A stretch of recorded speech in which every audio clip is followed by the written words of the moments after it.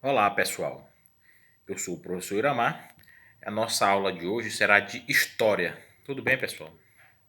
Como nós vimos aqui, nós iremos ver os assuntos, uma breve revisão sobre os assuntos que vocês já viram do ano passado.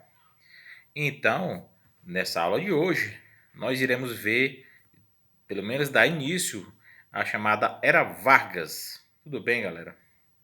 Pessoal, para nós entendermos a Era Vargas, nós temos que entender todo o processo histórico que o Brasil passava por aquele momento. Tudo bem? Entendemos que o Brasil, né, professor, se transformou em república e a partir do momento que passou da monarquia para a república, né, professor, aquele período de 1889 até 1930, isso é o chamado de República Velha. Vocês ouviram essa expressão, República Velha, é esse período que vai desde o do surgimento da República, o Marechal Deodoro da Fonseca, até a Revolução de 1930 ou o golpe de 30 de Getúlio Vargas. Esse período é chamado de República Velha. Entenderam? Para vocês saberem isso aí, tá? Por que isso eu falo isso, professor? É porque dentro dessas República Velha existia algumas características, né, desses momentos, uma chamadas eleições do cacete, ou a política dos governadores, e uma das principais dela, que foi a chamada política do café com leite. Vocês já ouviram falar? Política do café com leite. Não já? Não, creio que sim. Se não ouviu, vamos prestar atenção aí. O que seria a política do café com leite? O que foi isso, né, professor? A política do café com leite, pessoal, nada mais foi a alternância no poder, a alternância na presidência da República entre os candidatos de Minas e São Paulo. Apenas isso. Ora, o candidato era escolhido entre eles, era de Minas, passava-se 4 anos ou 5 anos. Depois, eles colocavam o candidato de São Paulo e ficava alternando no poder entre São Paulo e Minas. Tudo bem, o nome Café com Leite, né, professor? Porque Minas era o maior produtor de leite e São Paulo o maior produtor de café. Então ficou chamado de República do Café com Leite ou Política do Café com Leite. Tudo bem, pessoal? Entenderam o que era a política do café com leite? Muito fácil de entender. Esse período também, além dessas políticas do café com leite, uma república oligárquica, tinha todo esse aparato de república, de sistema que foi dentro da República Velha. Beleza?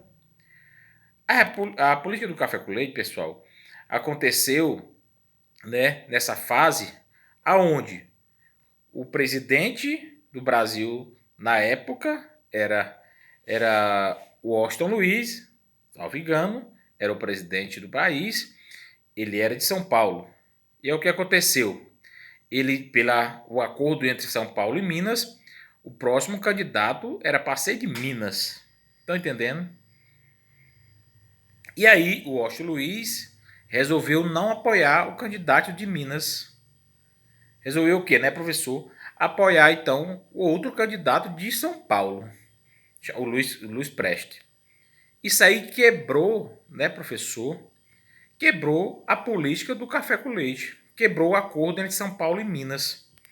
E aí que foi que Minas fez? Insatisfeito com essa quebra por parte de São Paulo, Minas se juntou com o Rio Grande do Sul e a Paraíba e lançaram a candidata à presidência, né, quem?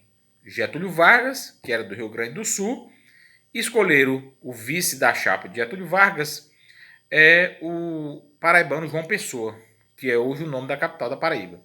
João Pessoa era o vice da chapa de Getúlio Vargas. E aí aconteceu essas eleições, onde Luiz Preste concorrendo com Getúlio Vargas. Ele perde São Paulo, o Rio perde São Paulo, Getúlio Vargas, né, do Rio Grande do Sul, junto com João Pessoa. Tudo bem até aqui, pessoal? Facinho de entender. Quebraram assim os acordos da política do café com leite, e aí foram acontecer essas eleições. Tudo bem? Tudo bem, galera? Fácil até aqui, não é não? Aconteceu as eleições, Getúlio Vargas, né, professor, saiu derrotado nessas eleições. Ele perdeu as eleições, né? E aí, Getúlio Vargas, obviamente ele perdeu essas eleições, porque nesse período também existia enorme número de fraudes que a galera de São Paulo fez para sair vitorioso. Usaram todo tipo de fraude para sair vitorioso nessas eleições, tá? E aí, Getúlio Vargas saiu derrotado. E aí o povo, né, professor, nesse período, no Brasil e no mundo, o mundo passava para ele o que nós chamamos da crise de 29. Já ouviram falar? A crise de 29. Já? Creio que sim, né, pessoal? Essa crise de 29 foi a quebra da Bolsa de Valores de Nova York. E aí que afetou aqui o Brasil. Vai ser uma aula só de crise de 29, tá? Mas só para deixar claro, aconteceu lá nos Estados Unidos. E os Estados Unidos era o nosso maior comprador de café. Era o nosso maior comprador de café. E aí deixou de comprar porque lá estava em crise. E, consequentemente, o Brasil aqui também entrou em crise porque não tinha mais para quem vendesse tanto de café. Ficou acumulado o tanto de café. Entrou em crise aqui. O Brasil entrou em crise. E aí, essa crise atingiu todo mundo, aquele povo mais miseráveis que estava sofrendo cada vez mais com essa crise. Fizeram o que, professor? Fizeram uma revolução. Uma revolta, se revoltaram. Os líderes dessas revoluções, né, professor, fizeram uma enorme frase que eles tiveram, onde eles disseram: façamos a revolução antes que o povo a faça. E fizeram essa revolução em 1930. Se utilizou da desculpa da morte do João Pessoa lá na Paraíba, ele foi assassinado, e aí Vargas se utilizou dessa desculpa que ele foi assassinado na Paraíba por conta de questões políticas, que na verdade não foi um crime passional. Fizeram isso aí para fazer uma revolução chamada Revolução de 30. Utilizou o povo como massa de manobra. Nas grande maioria das revoluções, o povo sempre é a massa de manobra. Não muda nada. As elites continuam, só outras elites mudando de poder. O povo continua no sistema miserável. E aí fizeram essa Revolução de 30. O que é que fizeram isso aí? Até aqui o senhor falou por quê, professor?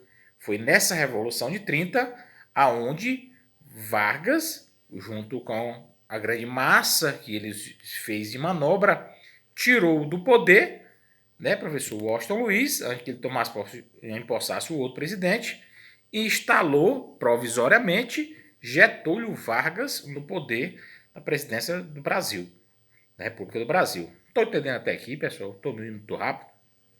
Isso aí é chamado Revolução de 30. Tudo isso aqui que eu falei até agora, de 8 minutos, foi só para chegar até a Revolução de 30. Muitos livros, muitos historiadores, eles colocam não como Revolução de 30, mas o golpe de 30. E eles entender que foi um golpe mesmo, porque Getúlio Vargas perdeu as eleições. E ele perdeu, mas tomou a força, se tornando um governo provisório em 1930. Tudo bem? E aí, de 1930, que nós vamos começar a tratar agora, né, professor? Inicia a Era Vargas. Beleza? Entendido? Como é que chegamos até Vargas? Vai começar a Era Vargas, de 1930 para frente. Tudo bem, pessoal? Beleza?